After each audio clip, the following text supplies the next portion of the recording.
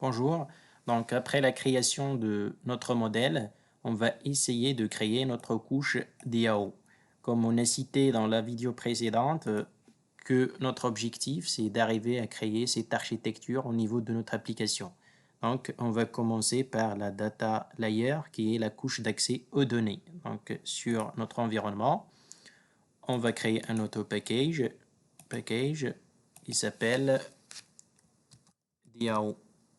Puis finished, dans notre package, on va créer notre interface qui va contenir nos méthodes. Donc, user, DAO. Cette interface va contenir les méthodes pour en fait traiter les données au niveau de notre base de données. Donc, dans un premier temps, nous avons besoin d'une méthode save, void save, qui permet de sauvegarder un utilisateur au niveau de notre base. Donc, user.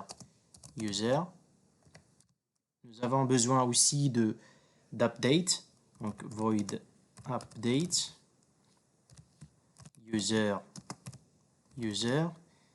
Nous avons besoin d'une méthode qui permet en fait de faire la recherche, donc c'est find by ID, donc user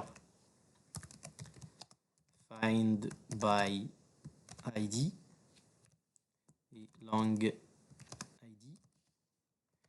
Et puis, nous avons besoin d'une méthode qui permet en fait de supprimer au niveau de notre base. Donc, void delete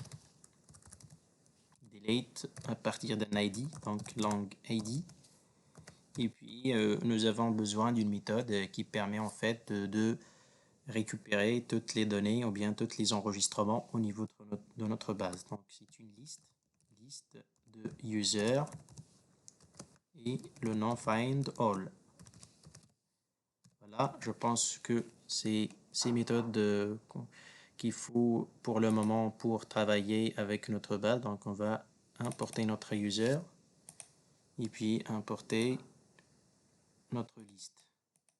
Voilà, notre interface est terminée. On va essayer de créer une implémentation pour cette interface. Pour ce faire, on va créer une classe, donc new class user DAO ample. C'est une implémentation qui implémente user DAO. On va essayer d'implémenter l'ensemble des méthodes de notre interface.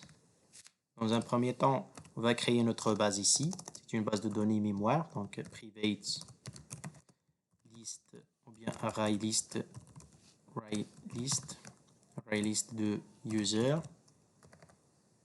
qui s'appelle user égale new array list.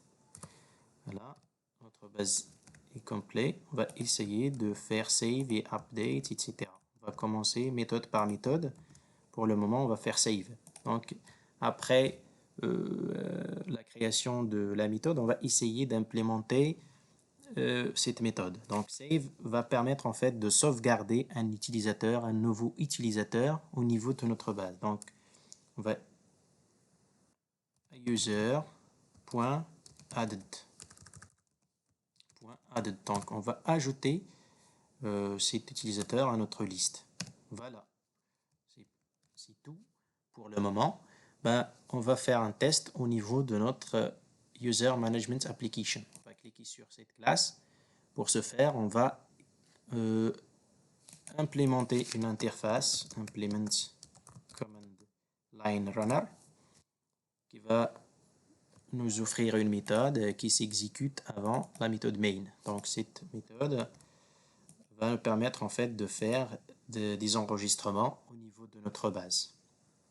Ben, pour le moment, il faut annoter notre repository ou bien notre DAO par la notation repository ou bien component. Vous avez le choix d'utiliser soit component, soit repository. Ben, c'est repository qui est utilisé dans la couche DAO ou bien la couche d'accès aux données. Donc, c'est la notation recommandée au niveau de cette package. Donc, au niveau de notre main, on va essayer d'injecter notre repository, donc user DAO, user DAO. Et puis avec la notation AutoWord, automatiquement, on va injecter un objet ici qui va nous servir pour alimenter notre base. Donc on va copier user DAO et au niveau de run, on va essayer de faire save. On va faire appel à notre méthode qu'on a créée. Donc c'est notre méthode qui s'appelle save. On va ajouter un nouvel utilisateur, new user. Nous avons besoin d'un ID. Donc pour le moment, on va essayer de générer des ID automatiquement. UID. Et puis random.get most significant pour le transformer en langue. Et puis le nom d'utilisateur, par exemple Alex. Et puis qui a comme âge, par exemple 30. Et qui a comme adresse, par exemple, New York City. Voilà. Je vais essayer d'agrandir cette fenêtre. Je vais copier cette user et faire coller pour avoir plus d'enregistrement au niveau de notre base. Donc ici, Alex et puis Barack, par exemple. Ici, Tom. Ici, John, par exemple. Et Adam. Je vais essayer de changer l'âge de chaque de ces utilisateurs. Et puis 20. Et puis 40. Et je vais changer aussi les adresses. Alabama, par exemple. Puis Las Vegas. Et Californie,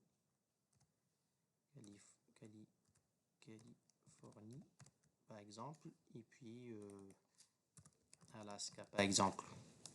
Je vais essayer d'exécuter et voir est-ce que ça marche ou non sur notre classe. Puis je clique sur Run Spring Boot App.